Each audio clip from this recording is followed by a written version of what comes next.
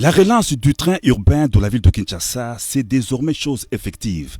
Après plusieurs décennies, au terme des travaux de réhabilitation et de modernisation du réseau ferroviaire. Le président de la République, Félix-Antoine Tshisekedi Tshilombo, a procédé ce mardi 30 juin 2026, jour anniversaire de l'indépendance de la République démocratique du Congo, au lancement du train urbain dans sa première phase sur la ligne Gare Centrale Aéroport International de Njili.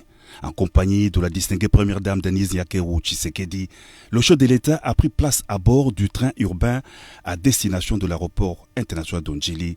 Dans la cabine VIP où l'on a noté la présence de la première ministre Judith Suminwa, du vice-premier ministre, ministre des Transports Jean-Pierre Bemba et de quelques autres membres du gouvernement. Tout le long du parcours, la population en liesse a salué la reprise du trafic ferroviaire du train urbain.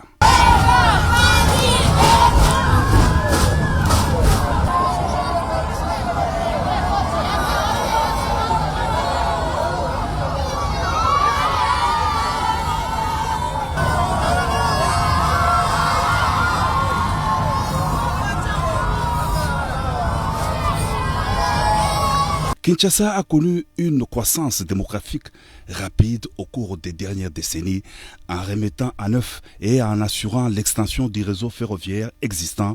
Le train urbain contribuera à combler les lacunes du secteur des transports de la ville de Kinshasa.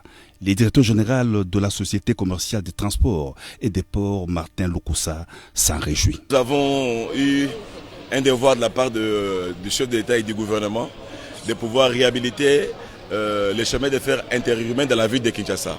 Comme vous savez, il y a trop de problèmes d'embouteillage, il fallait pallier à cette difficulté-là.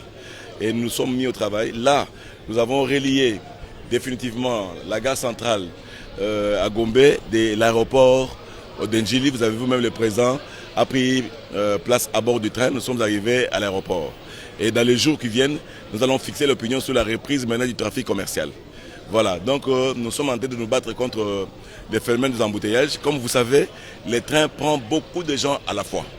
Donc nous allons transporter des masses et à moindre coût pour que nous puissions alléger la route par rapport aux impondérables et aux pollutions qu'il y a sur la route, les accidents, et tout ça, tout ce qui va avec.